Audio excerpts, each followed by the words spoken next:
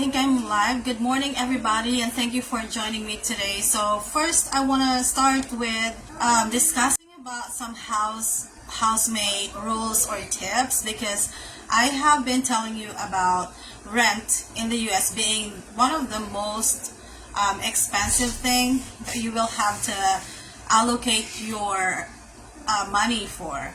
So, for instance, really the average cost of rent for either say a one bedroom apartment, one bath apartment, or two bed, two baths, whatever size of apartment, really depends on where you are. So some states it will be more expensive, in some states it will be less expensive, but it is true, it doesn't matter which state you are in, rent is going to be your biggest expense in the US. And so what I was suggesting in my video is that if you can, it is better to look for a housemaid.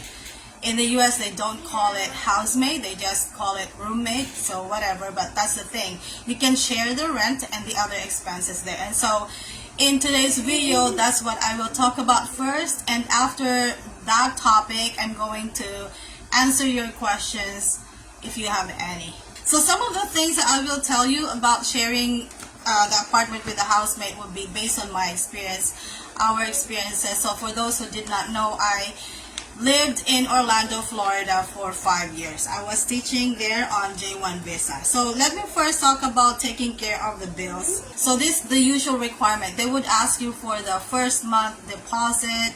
The rent will always be a month in advance. Okay, so let me just read from my notes so it'll be faster for me. You and your housemate must always pay your bills on time. Before moving in together, you should have an honest discussion with your housemate. So make sure you are both on the same page to get ahead of any future problem. So sometimes they would have like an online method for you to pay your rent. Okay? So most J1 visa holders would share the bills this way. So this is what I would suggest. You don't have to do it like how we did it, but this is what worked for us then.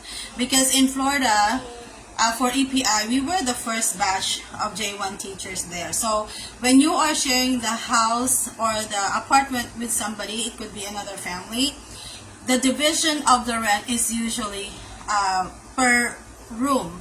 So if the apartment is 2 beds and 2 baths, so you each get a bedroom, right? There will always be one that is the master's bedroom and the regular bedroom. The master's bedroom is always the biggest one, and it has a bath, you know, a full bath inside. Full bath meaning there's toilet and there's shower, usually a tub. And the other one is also a full bath, but it's going to be outside of the room.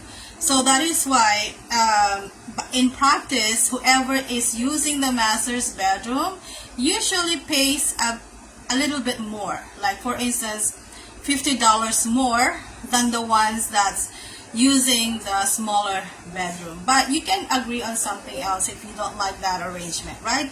But the important thing is that you should agree on this. You have to have an honest discussion about how you will split the bills, but that's how we're doing it. Again, you divide it by room. So if your rent, for instance, is $2,000 US a month, and there are 2 bedrooms, right? So each of you will be paying $1,000. But whoever is using the master's bedroom, you can probably pay $1,050. So the other housemate will be paying $950 US. Okay? And that is most important if the one using the master bedroom is a family. So if you are discussing, you know, inviting somebody to be your housemate and you are actually with your family, you should tell the person that you are actually with your family, that you have your husband with you and kids.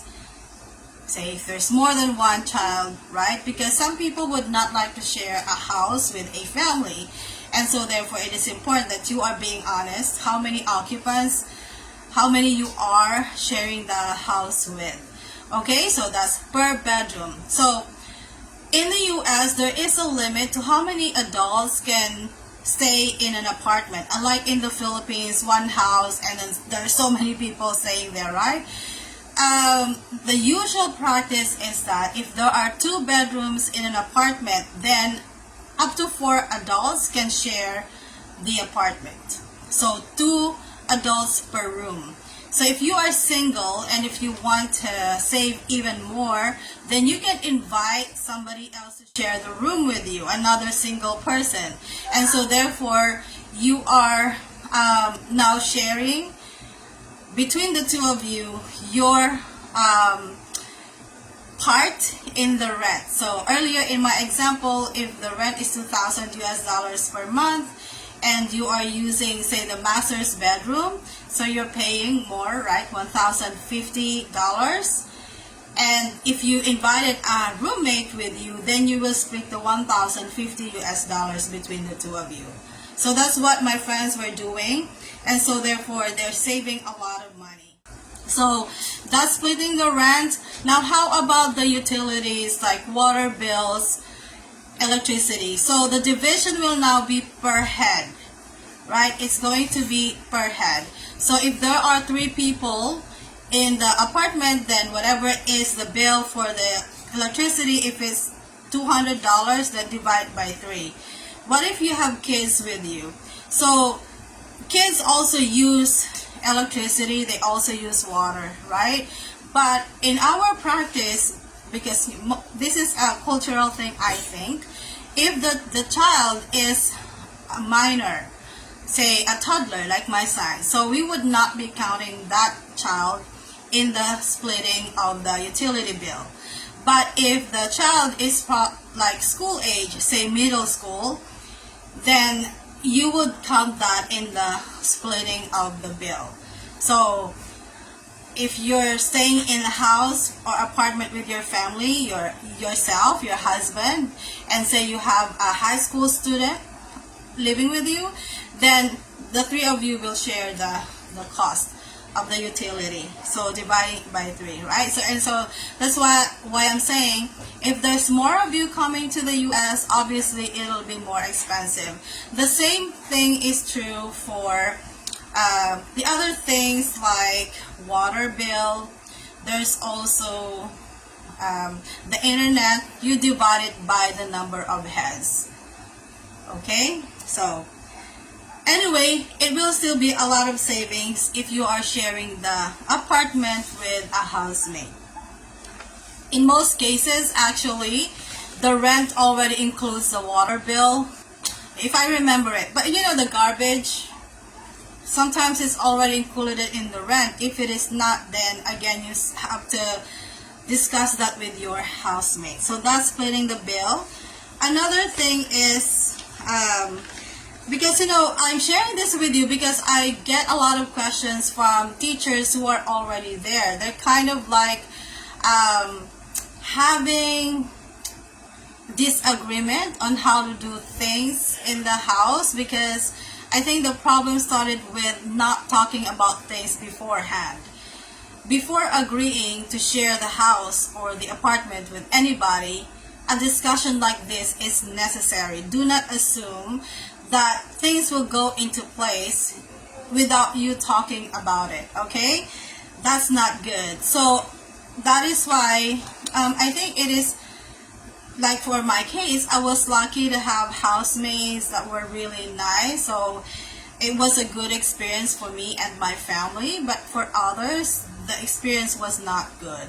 So if you are, for instance, an EPI teacher, you got a job offer, in the website of EPI, for those who are applying under EPI, when you already have your job offer, then you will be able to access the group chats in that website. So the group chats are divided into different states. So for instance, you're assigned to teach in Florida, there will be several group chats there inside the website of EPI that you can join, and that is where you can look for your housemate. So there will be lots of posts there looking for housemate, for instance, in this city or area. So it will be easier for you to find a housemate there, and then you can just kind of like talk about it, agreement. Okay, the second one would be do not use each other's things without asking. This is kind of obvious, right? So one of the things that will be a reason for disagreement, for not liking your housemate, is if one of you is using another person's things without asking for permission to do it, right? Especially there are some people who have kind of like non-negotiables. You can never use my towel, for instance. So it's kind of obvious, but I still want to mention that. The third one will be considerate about movies, music, and TV. So obviously if you're sharing the house with somebody, the common areas will be the living area. That's where your TV is going to be, if you have any. That's where your sofa is going to be. You also share the kitchen, right? So be considerate. Do not be, hogging the sofa. You're always the one watching the TV and always in control of the remote of the TV, right? So make sure that everybody gets to use those common areas in peace and comfortably as well. Alright, so when you're playing music in the common area, make sure that it's not too loud. Okay, your housemate could still be sleeping, or they could be working and they want some peace. So if you want to play loud music, maybe you can just use headset or headphone, or play it inside your own room. Okay, the fourth one will be realize that you do not have to be best friends. So this is important. So not because you're sharing the house or the apartment with somebody that you're supposed to be best friends. You don't have to. Okay, so the main role is that you're just sharing rent. So do not have that expectations that you'll be BFLs, but if it comes to that, then that's really good, because it would be nice to be sharing an apartment with your BFF, right? It's going to be fun. Okay, but you don't have to be best friends. Alright, next, do not let minor problems become major resentment. So if there are already some minor things that you don't like is happening, make sure to talk about it, raise it. And it is important that you and your housemate will be very objective about this. Like for instance, most Filipinos would feel bad if somebody tells them like, hey, maybe you should wash your dishes after you use it. So don't feel bad about it. Don't be too sensitive. Okay, it is very important to settle these minor things ahead of time before it becomes really big and difficult to manage eventually, right? So most of these things are quite common sense, but we tend to forget this. Number 6 will be always communicate. Communication is key. The housemate relationship is like any relationship. You must not assume that your housemate can read your mind. Okay, so if you need them to know something, you better tell them. Number 7, create and follow a cleaning schedule. Alright, obviously the cleaning schedule, you can set it for the common areas like the veranda, right, the entryway, the living area, and the kitchen. So in the kitchen, there's so many things that must be cleaned: the fridge, the oven, the dishwasher. So if you can talk about, the cleaning schedule ahead of time, then that is better. And if it's your schedule to clean, make sure to really do it. Otherwise, your housemate will start to resent you because you're not doing your part in the cleaning schedule, right? So next, respect your housemate's space. Respecting your housemate's space can mean many things depending on your housemate. You may or may not be permitted to go into their room. This is obvious. If it's not your room, then you're not supposed to be in there unless you've been invited to. The work in school is really stressful. So what you want is that at the end of the day, you can go home to your room and really rest. Okay, especially if you have, say for instance, children with you, make sure that your kids are not disturbing your housemate, that they're not freely going to your housemate's room, because that is their space. Okay, so watch out. If you have kids, please make sure that you talk to your kids and tell them the things that they're not supposed to be doing.